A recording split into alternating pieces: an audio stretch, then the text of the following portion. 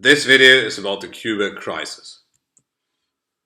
The world nearly faced nuclear Armageddon from the 14th to the 28th of October 1962. The Soviets had placed nuclear missiles on Cuba, and in the end they withdrew these missiles.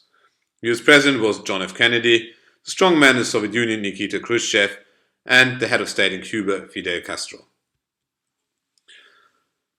After the Second World War, the superpowers engaged in nuclear arms race. The Soviets had 4 to 75 intercontinental missiles, the US had 170 missiles and 8 submarines with Polaris missiles.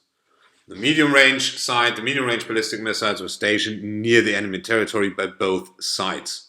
The Soviets placed their MRBMs in Eastern Europe, while the US stationed their MRBMs in Great Britain, Italy and Turkey. That means there's an imbalance. The US had a clear advantage. Even a nuclear strike would be possible, theoretically would be possible. In Cuba, Castro replaced dictator Batista, an ally of the US, had good relations to the Soviet Union, and the relations to the US were soured when he nationalized the US companies without compensation. The US in return imposed an embargo on Cuba. Cuban experts tried to overthrow Castro with the support of the US, but failed. And Cuba is, because of her geographic proximity to the US, of a high strategic importance. That means for the Soviet Union, they could even the odds in the game of the Cold War if they were able to establish a strong point on Cuba. For the US, it means we can't have a communist stronghold in our own backyard. That is a clear and present danger. As early as in 1960, due to reconnaissance flights discovered the Soviets are doing something, there's something going on Cuba. Then in 1962, in June, the German Secret Service, BND, informed the USA there's something going on, the Soviets are planning to place nuclear missiles on Cuba.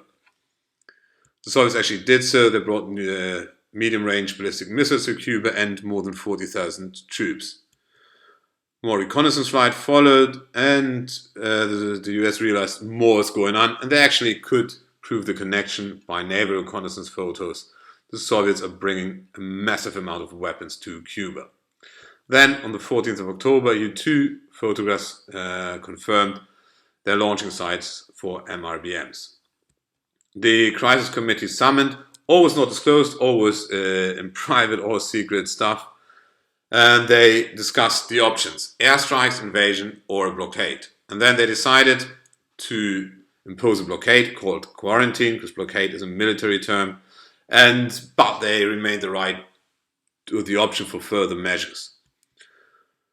Now the Cuba crisis became public, and Kennedy held a speech to the nation. US forces were put on DEFCON 3. DEFCON 1 would mean nuclear war. Troops were moved to Florida. Naval vessels took up positions around Cuba, and Kennedy said, "We will impose a quarantine, and I demand the withdrawal of all Soviet medium-range ballistic missiles." Khrushchev said, "I don't care, I ignore the blockade or the quarantine," but the next day the Soviet ships turned around. There was a diplomatic confrontation, but then it got a bit dangerous. Strategic Air Command was put on DEFCON 2, one step before nuclear war. Several incidents between US destroyers and Soviet subs, and Castro demanded from the Soviet Union a nuclear first strike if Cuba is attacked. But there was also the first offer to negotiate. Before it could come to negotiations, there was nearly World War III. A US destroyer forced a Soviet submarine to surface, and only one officer, Arkhipov, stopped the launch of a nuclear torpedo. Anyway, there was the secret negotiations, and it was agreed to solve the Cuba crisis peacefully. Soviet Union would withdraw from Cuba, the USA will not invade, and covertly withdraw her MRBMs from Italy and Turkey. Khrushchev announced this deal then on the 28th of October. Now, the US and the Soviet Union made clear that the risk of a nuclear war was reduced. It was the introduction of the Moscow-Washington hotline, and the nuclear football was introduced. Now, the US and NATO strategy changed to flexible response, meaning there's not immediately all-out nuclear war. The Soviet had the concept of peaceful coexistence. The superpowers avoided direct confrontations. They're focused on proxy wars. For example, Vietnam, the US troops in the 60s and 70s, and the Soviets invaded Afghanistan in the 1980s. The impact on Cuba, relations to the United States, really poor for the next decade. Relations to the Eastern Bloc, the only allies, they of course got better. That was the Cuba Crisis in 5.